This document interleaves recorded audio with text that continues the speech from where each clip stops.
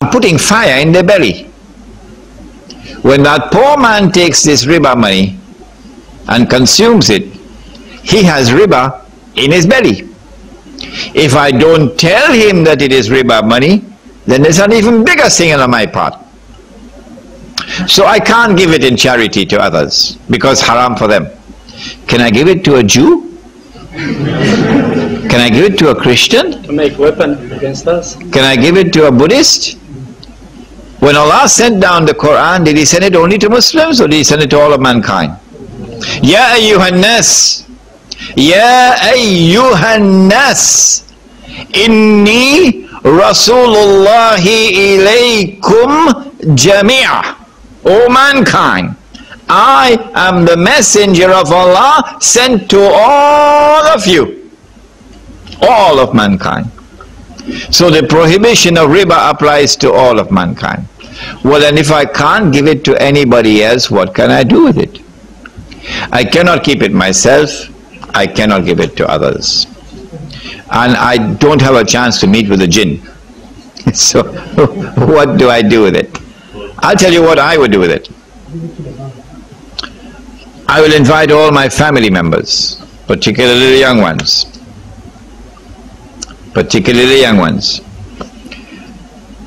And I'll give them a lesson they will take with them all through their lives. I will first tell them very simply the story about riba, and then I'll tell them about this money. And I prefer to do it in the night time when it's dark. Yeah. Then I say, all right, children, sit down. These are $10,000 here. See what Abba is going to do with this. I then get some matches, put some kerosene, and I burn it. These children and these family members will have this etched in their hearts until the last day. They will never forget that day when Abba burnt the money before their very eyes. The only one who won't be able to sleep that night is the banker. The banker. I don't think that there's any prohibition against auctioning, except that the Prophet said he cursed the one who is planted there to bid up the price. He is not himself interested in buying the article. He only wants to bid up the price. So he's planted there to bid up the price. The Prophet cursed him. Once you don't have that, I'm not aware of any prohibition against auctioning. What else? Bargaining. Bargaining. لا تأكلوا أموالكم بينكم بالباطل إلا أن تكون تجارة عن تراض منكم. Do not consume each other's wealth unjustly. Rather, conduct business in such a way that there would be mutual satisfaction. So when bargaining, bargaining should be conducted in such a way that at the end of the transaction, you arrive at a price with which he is happy and you are happy. My motor car needs to be repaired. So I go to your garage and you fix a price for me, and I bargain with you and I said, okay, we now arrive at a price,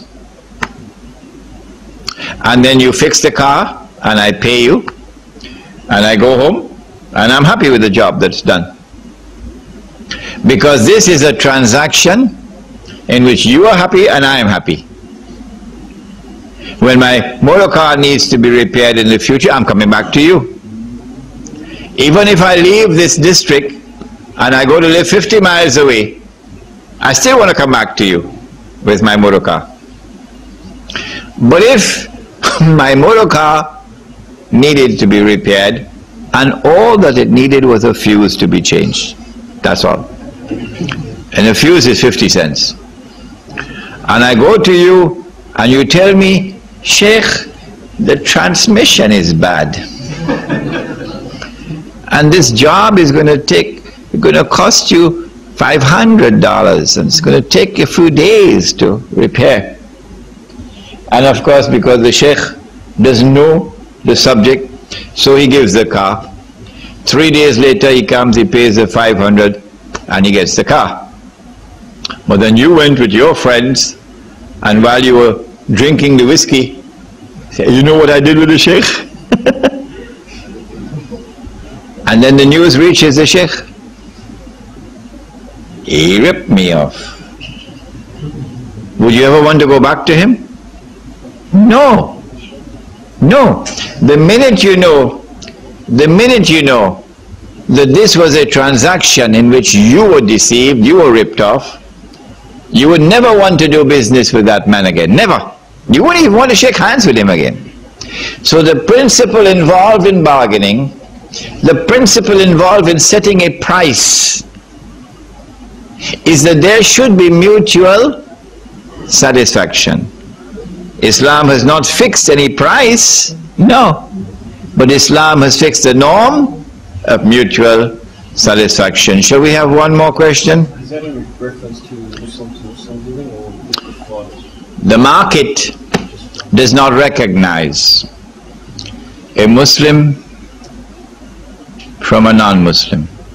The market does not give to a Muslim any special privileges to which a non-Muslim is denied. If a Hindu is in the market, the Hindu can make more money and the Muslim may make less money. So far as market price is concerned and so far as business transactions are concerned, the market does not discriminate between a Muslim and a non-Muslim. All that Islam does is to establish and to sustain a free and a fair market. Whether you're Hindu or Muslim or Jewish or Buddhist, you go into the market like anybody else. And if Allah chooses to give you a profit, you get a profit. If Allah chooses to give you a loss, you suffer a loss. Listen, we have a lot of questions. Let's take 1, 2, 3 and we end. Okay? And the Sheikh. And 3 more and we end, okay? It's 11:15. Sheikh, we have here in Australia, majority of Muslims, they're living on social security, and their income very low, and they pay rent. Most of them pay rent. A rent maybe weekly $200, $200, and they pay rate for all life if they don't take any money from bank or from other men, but this man want money only by interest. But they pay rent to men who build. He is Jewish. He built the building and he built the flats, and they pay to him. And this rent never be their money again. But if they, from same Jews, take the interest and the loan, the flat one day will be there, the flat. I think, but Allah, those people enforced to do this by kings from Islamic states, because they put their money in the America, in the Western banks, and if they're doing Islamically, or Muslim will be benefit from this, will benefit from that. But now I think these people we can put him on the stage of the situation of daruri. Then now in this state as minority, but poor people, because they come from without anything in this country, and they pay this and the rent never will take their money, but the flat will be sometime there. And they will survive their children and give this to their children to inherit this flat with our interest.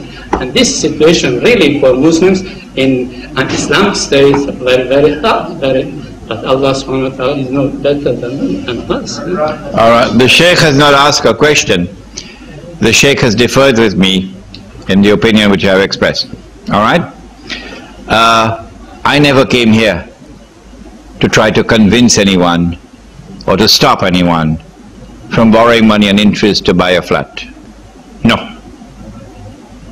Allah has not given to me this job. If anybody wants to borrow money and interest to buy a flat and use whatever reasoning or argument he wants to use, he has the freedom to do so. What I have done is recorded in my book. What I have done is to teach the subject.